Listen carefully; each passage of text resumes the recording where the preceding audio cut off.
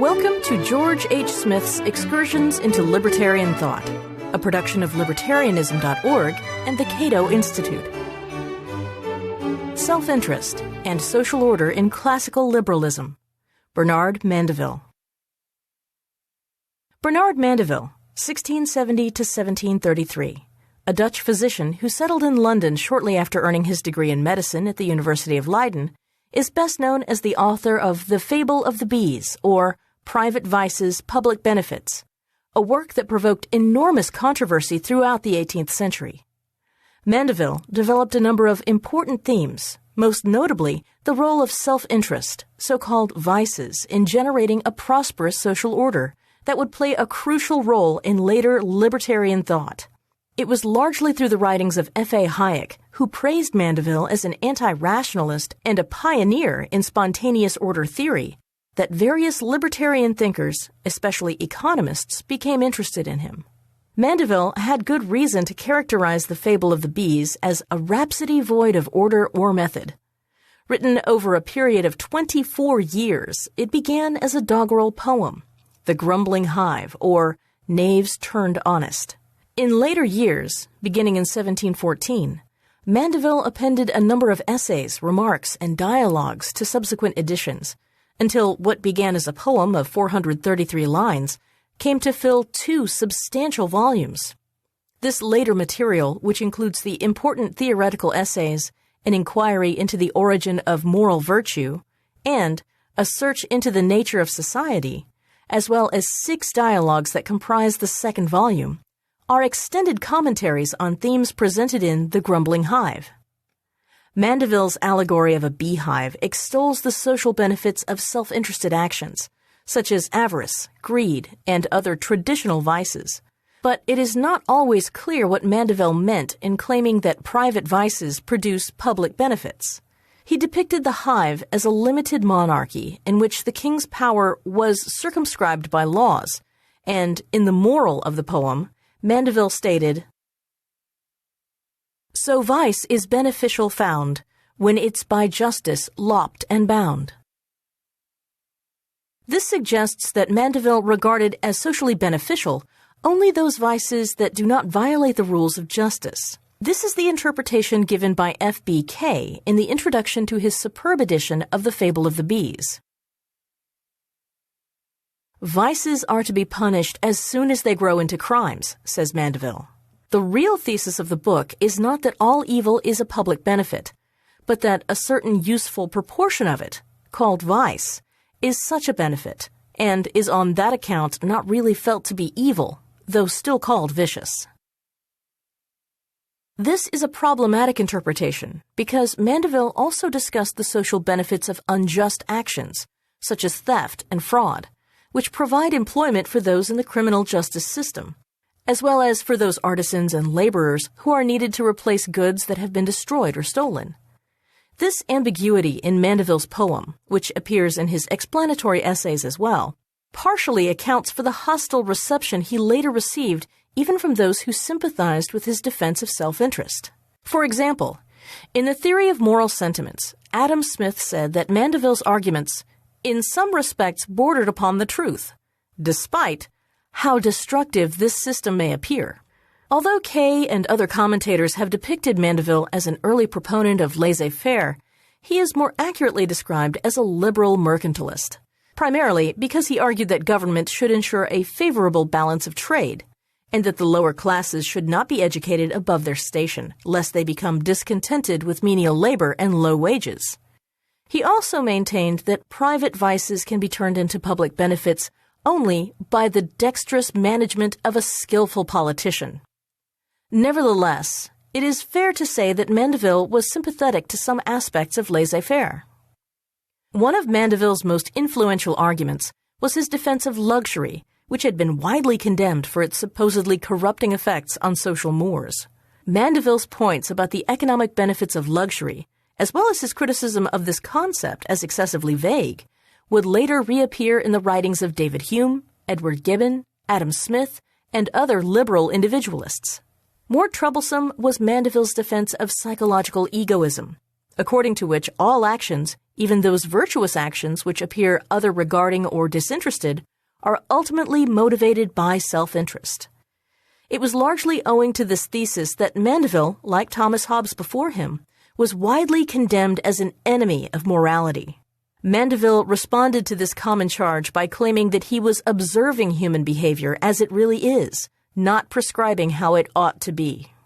Before proceeding with a more detailed account of Mandeville's ideas, I wish to call attention to a serious problem, namely the conflict between psychological egoism and a theory of spontaneous order rooted in the beneficial effects of self-interested actions within the boundaries of justice.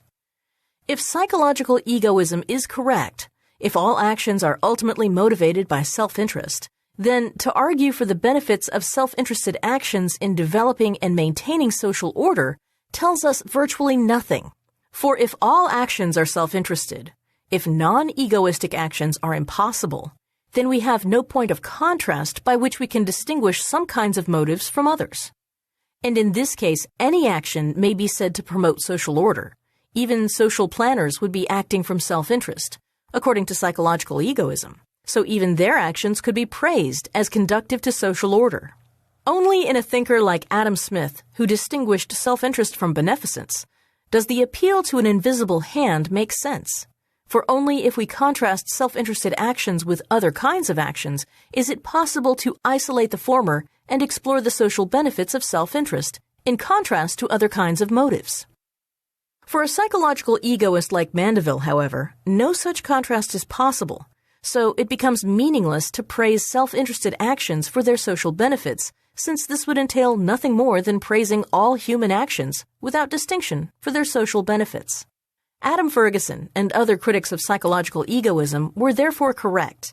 If, through a linguistic coup, we collapse all kinds of actions into the category of self-interest, then we will need to invent a new and needless vocabulary that enables us to distinguish between different types of motives within the generic category of self-interested actions. Only in this way would we be able to explain and defend the traditional theory of spontaneous order. Despite this fatal flaw in Mandeville's approach, he had many worthwhile and provocative things to say, especially about conventional notions of vice, and these ideas may be abstracted from his fundamental principles and evaluated on their own merits.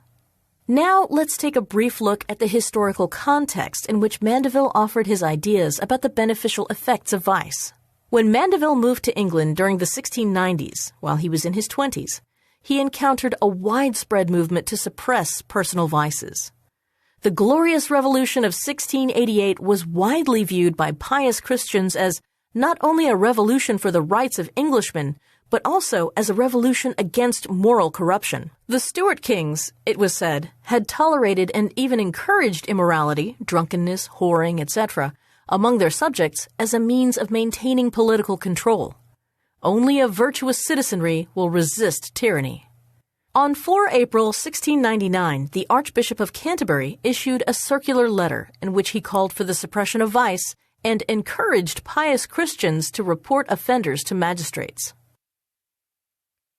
Every pious person of the laity should, if need be put in mind that he ought to think himself obliged to use his best endeavors to have such offenders punished by the civil magistrates, as can be no otherwise amended, and that when he hears his neighbor swear or blaspheme the name of God, or sees him offend in drunkenness or profanation of the Lord's day, he ought to give the magistrate notice of it.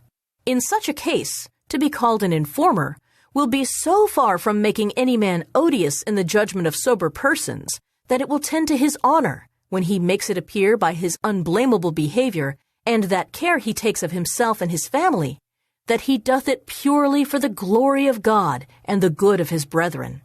Such well-disposed persons as are resolved upon this should be encouraged to meet as often as they can, to consult how they may most discreetly and effectually manage it in the place where they live.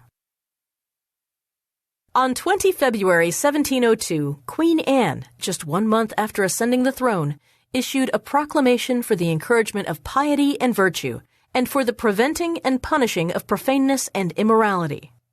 The Queen complained that the laws against vice were not being adequately enforced, and she wanted that changed. It is an indispensable duty on us to be careful above all other things to preserve and advance the honor and service of Almighty God, and to discourage and suppress all vice, profaneness, debauchery, and immorality, which are so highly displeasing to God, so great a reproach to our religion and government, and by means of the frequent ill examples of the practisers thereof, have so fatal a tendency to the corruption of many of our loving subjects, otherwise religiously and virtuously disposed, and which, if not timely remedied, may justly draw down the divine vengeance upon us and our kingdoms.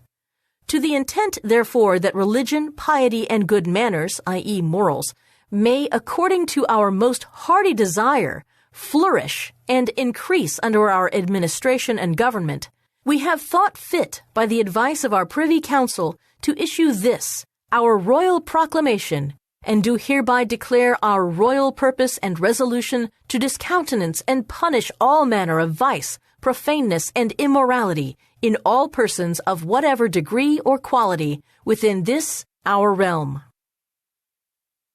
Here we see one of the most common early arguments for vice laws.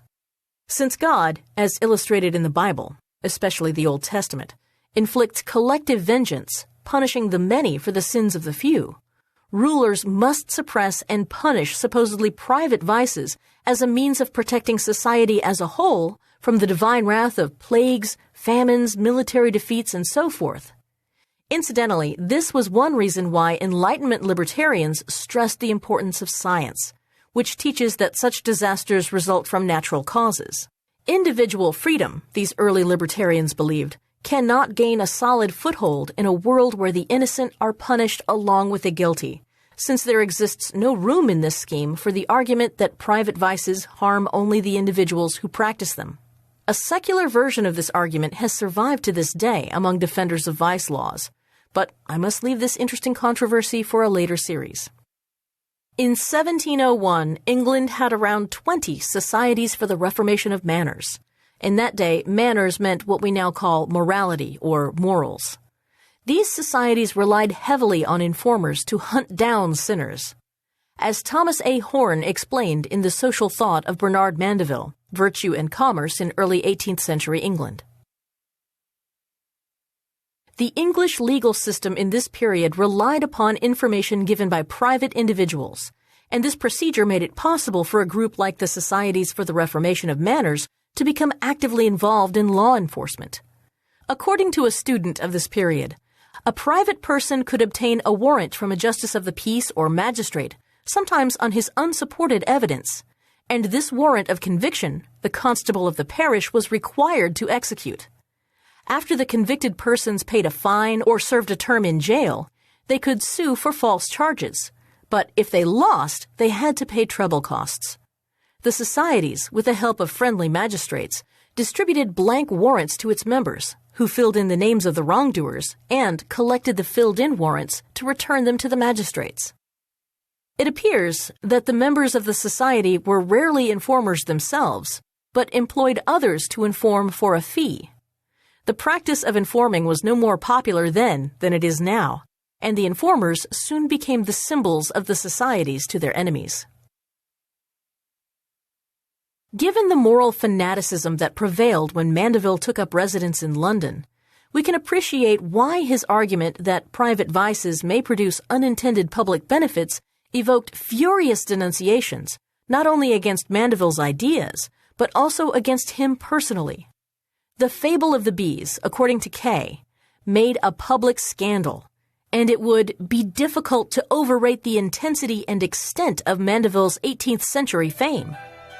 In my next essay, I shall take a closer look at some of the ideas that made Mandeville so notorious.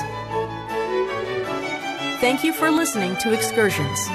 To learn more about libertarian philosophy and history, visit www.libertarianism.org.